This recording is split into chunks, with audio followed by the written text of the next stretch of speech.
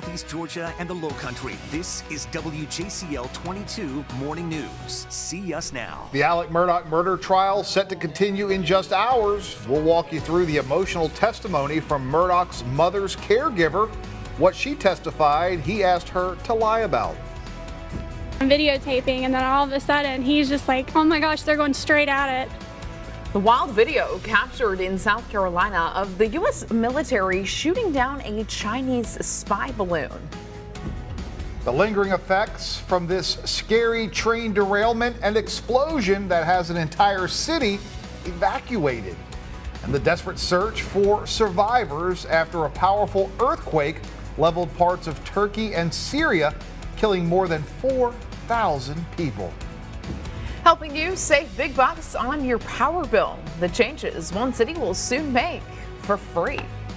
We want to thank you so much for joining us right here on WJCL 22. Good morning. I'm Emma Hamilton. And I'm Frank Solkowski. I tell you what, when you're certified most accurate, you got two meteorologists in a house in the morning. Yeah. Jonathan Myers, Melissa Hall. Jonathan, talk about it. Another beautiful day on tap. Yeah, it can't beat this for February. Back into the 70s again this afternoon and right to it this morning. It was chilly outside. Jackets this morning and then short sleeves later today. Starting off upper 30s and low 40s for most of us. Did notice Hampton right about freezing. So some inland areas may start off a little patchy frost this morning. 48 at 9, closer to 70 by lunchtime. Most of us will be about 72 to 73 where we'll top off for highs later today. And overall today, we will see mostly sunny skies and good weather also this evening after work.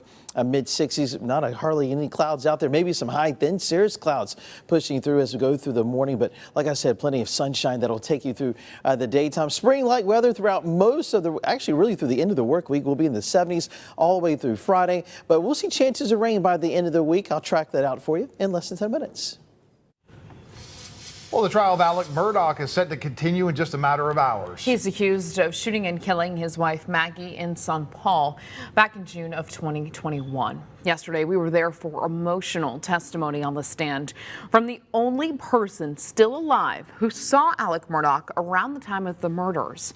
Michelle Smith, a woman who says she was a caretaker for Alec's mother who had Alzheimer's. Was it unusual to see Alec Murdaugh at that residence that time of night?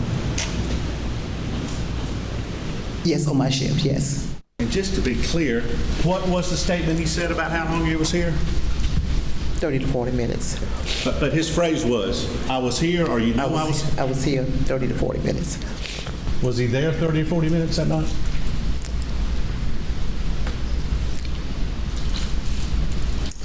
Not to my recall.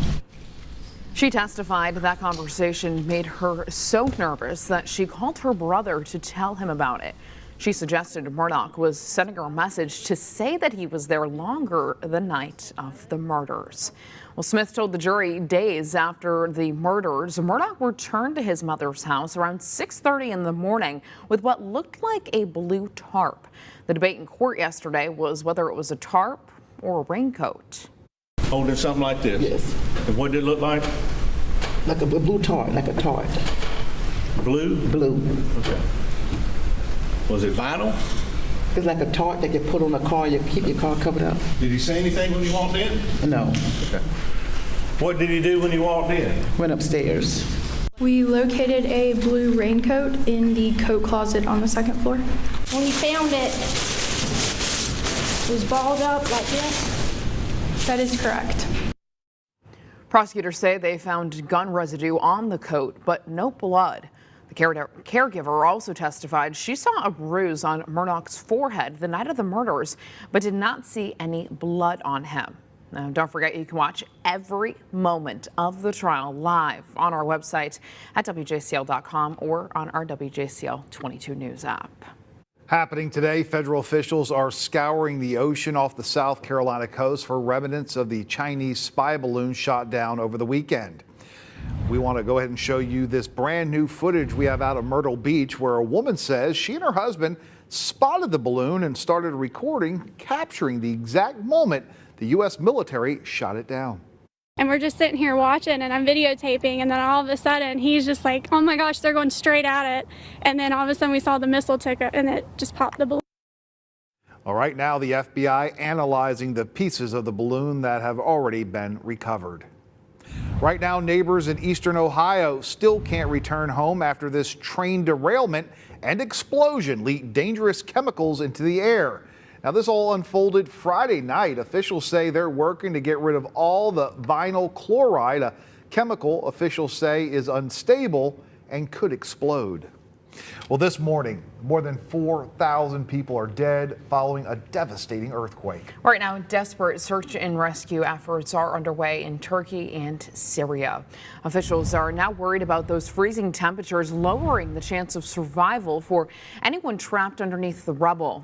A team from Los Angeles and Virginia deployed to the area to help with the efforts. We've learned crews rescued nearly 8,000 people so far.